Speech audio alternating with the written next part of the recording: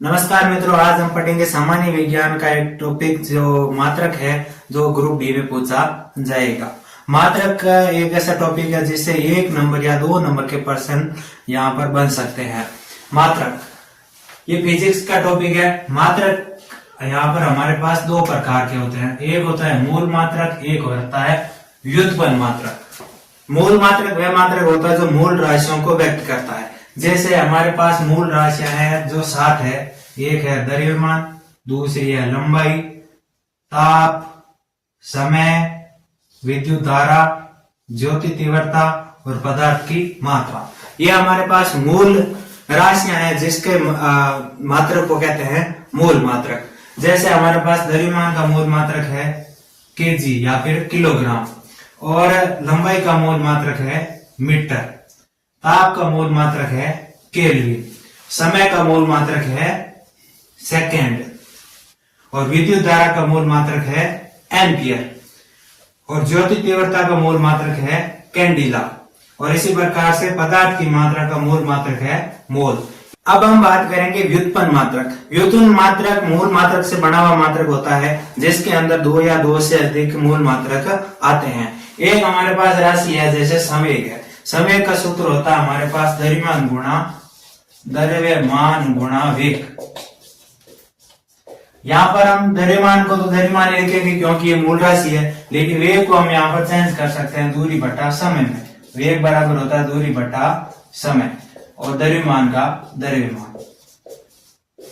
यहाँ पर हम देखेंगे कि इस व्युत्पन्न मात्रक में 3 मूल मात्रक सम्मिलित है, तो हम कह सकते हैं कि व्युत्पन्न मात्रक वे मात्रक होते हैं जो मूल मात्रक से बड़े होते हैं। जैसे द्रव्यमान यहाँ पर हम देखेंगे तो मूल मात्रक से निकल कर आता है। दूरी या फिर लंबाई, दूरी को यहाँ पर लंबाई भी कह सकते हैं जो कि मूल मात्रक से निकल कर आता है, और समय जो कि यहाँ से मूल मात्रक से निकल कर आता है। तो हम कह सकते हैं कि जो व्युत्पन्न मात्रक होते हैं वो मूल मात्रक से निकल कर आते हैं। मूल मात्रक हमारे पास 7 ही होंगे। इन 7 में से कई बार प्रश्न पूछा जाता है। जैसे विद्युत धारा का हमें मात्रक बताना होता है जो कि होता है एम्पियर, और जैसे हमें पूछ लिया कि ताप का जो मूल मात्रक होता है वो क्या होता है, वो होता है केल्विन। इस प्रकार से कई बार प्रश्न पूछे जाते हैं। अब हम देखेंगे दूरी के अन्य मात्रक जो अन्य क्षेत्रों में काम आते हैं, जो छोटे भी हो सकते हैं, बड़े भी हो सकते हैं, यानी कि ब्रह्मांड में भी काम आ सकते हैं, या फिर किसी 2 खगोलीय पिंडों के बीच में दूरी ज्ञात करने के काम आ सकते हैं, जो कि इस एग्जाम में पूछे जाते हैं। तो हमारे पास सबसे पहले है 1 मीटर, जो जिसमें होता है 100 सेंटीमीटर। 1 मीटर में होता है 100 सेंटीमीटर। अब प्रश्न यह बनेगा कि 1 सेंटीमीटर में कितने मीटर होते हैं। तो हमारे पास यहाँ पर 1 मीटर में होते हैं 100 सेंटीमीटर। इस 100 को हम इस तरफ भेजेंगे तो यहाँ पर बट्टा में होगा 1/100 मीटर। अब यहाँ पर 1/100 मीटर है, तो इसको हम ऊपर भेजेंगे तो यहाँ पर होगा 10⁻² मीटर, यानी कि 1 सेंटीमीटर में होगा 10⁻² मीटर। हमारे पास दूसरा दूरी मापने का मात्रक है। 1 मीटर में 1000 मिलीमीटर होते हैं, तो इस प्रकार से 1 मिलीमीटर में होंगे 10⁻³ मीटर। 1 मीटर में 10⁻6 माइक्रोमीटर होते हैं, तो हम 1 माइक्रोमीटर में 10⁻6 मीटर होंगे। यहाँ पर 1 मीटर में 10⁻10 एंगस्ट्रॉम होते हैं, तो 1 एंगस्ट्रॉम में 10⁻10 मीटर होता है। यहाँ पर इसके बराबर होते हैं। 1 मीटर में 10⁻12 पिकोमीटर के बराबर होता है, या फिर 1 पिकोमीटर 10⁻12 मीटर के बराबर होता है। एक खगोलीय मात्रक जो कि खगोलीय पिंडों के बीच में दूरी ज्ञात करने के लिए काम में आता है, तो वो होता है, ये भी एक दूरी का मात्रक है। तो एक खगोलीय मात्रक 1.5 गुना 10⁻11 मीटर के बराबर होता है। एक प्रकाश वर्ष ये भी एक खगोलीय मात्रक ही कह सकते हैं हम, जो कि पिंडों के बीच में दूरी ज्ञात करने के लिए काम में आता है।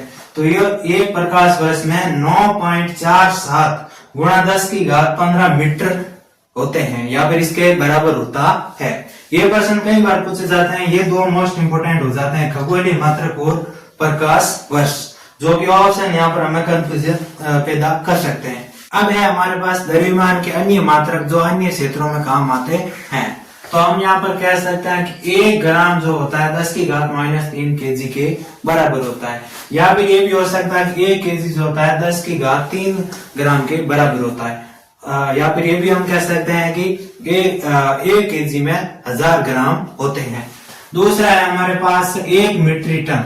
मीट्रिक टन का मतलब होता है 1000 किलो, यानी कि 1 मीट्रिक टन में 1000 किलो होते हैं। 1 क्विंटल में 100 किलो होते हैं, ये तो सबको पता होता है। 1 ग्राम ये भी एक द्रव्यमान का मात्रक है, जिसमें होता है 0.000065 केजी। और 1 पाउंड में होता है, ये भी एक द्रव्यमान का मात्रक है, 0.4535 केजी। 1 स्टोन ये भी एक द्रव्यमान का मात्रक है, जो अलग अलग क्षेत्रों में काम आते हैं, 6.350 केजी।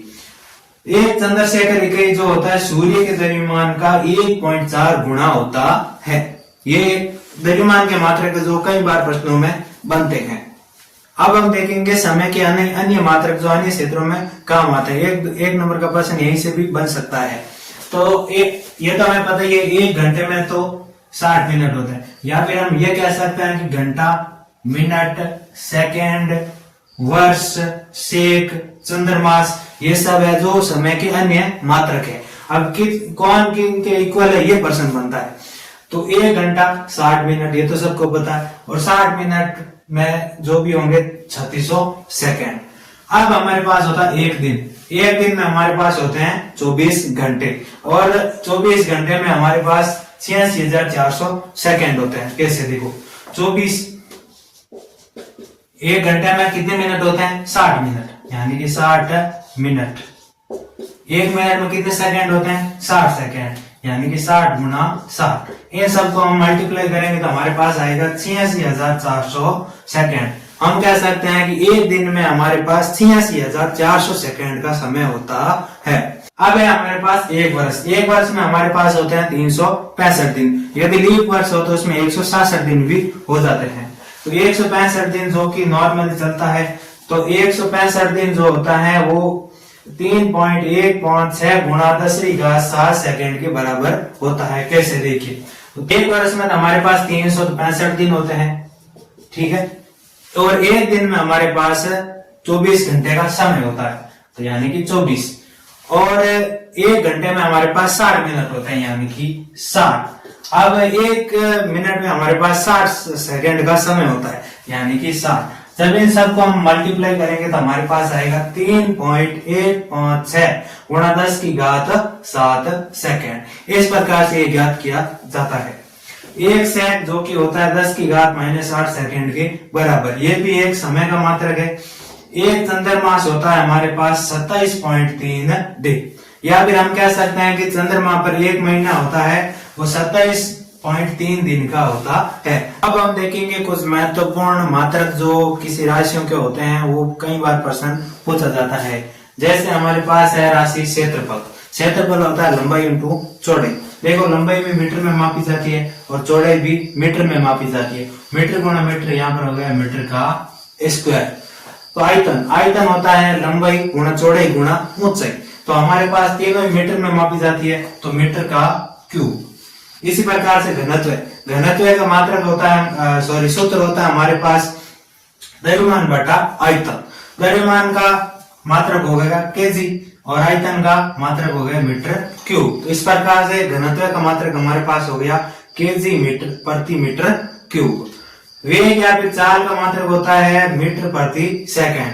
वेग का सूत्र होता है विस्थापन बटा समय, या फिर चाल का सूत्र होता है दूरी बटा समय। तो दूरी का हो गया मीटर और समय का हो गया सेकंड। तो त्वरण का हमारे पास होता है मीटर प्रति सेकंड स्क्वायर। सूत्र होता है वेग में परिवर्तन बटा समय, यानी कि वेग बटा समय। यहाँ पर वेग का हो गया मीटर प्रति सेकंड, ठीक है, बटा समय है, तो यहाँ पर समय इसका स्क्वायर हो जाएगा। तो यानी हम कह सकते हैं त्वरण का हमारे पास मात्रक है मीटर प्रति सेकंड स्क्वायर। इसी प्रकार से बल का ऐसा ही मात्रक है, तो वो होता है हमारे पास न्यूटन या फिर केजी मीटर प्रति सेकंड स्क्वायर। यह सब ज्ञात किए हुए मात्रक है। आवेग का मात्रक होता है हमारे पास न्यूटन गुना समय सेकंड। दाब का मात्रक होगा न्यूटन प्रति मीटर स्क्वायर। दाब का सूत्र होता है बल बटा क्षेत्रफल। बल का हो गया न्यूटन और क्षेत्रफल का हो गया मीटर स्क्वायर, यानी कि इसका मात्रक हो गया न्यूटन प्रति मीटर स्क्वायर। कार्य का मात्रक हमारे पास जूल होता है। कार्य हमारे पास होता है MA, यानी कि द्रव्यमान गुणा त्वरण। आगे है आवेश। आवेश का ऐसा ही मात्रक होता है कूलॉम। और विभवांतर का ऐसा ही मात्रक होता है वोल्ट। और प्रतिरोध का ऐसा ही मात्रक होता है ओम। और धारिता का ऐसा ही मात्रक होता है फैराड। कई बार तो ये ऐसा ही मात्रक ही पूछे जाते हैं, या फिर ये भी पूछ सकता है कि ऐसा ही मात्रक जो मूल मात्रक होता है उसके बराबर कौन सा है। तो उसके लिए हम अलग से वीडियो बना देंगे, वो वीडियो आप जरूर देखिए। तो YouTube पर हमारे साथ बने रहने के लिए चैनल को सब्सक्राइब जरूर कीजिए। धन्यवाद। मात्रक अभी पूर्ण नहीं रहा है, मात्रक और वीडियो आते रहेंगे। Thank you.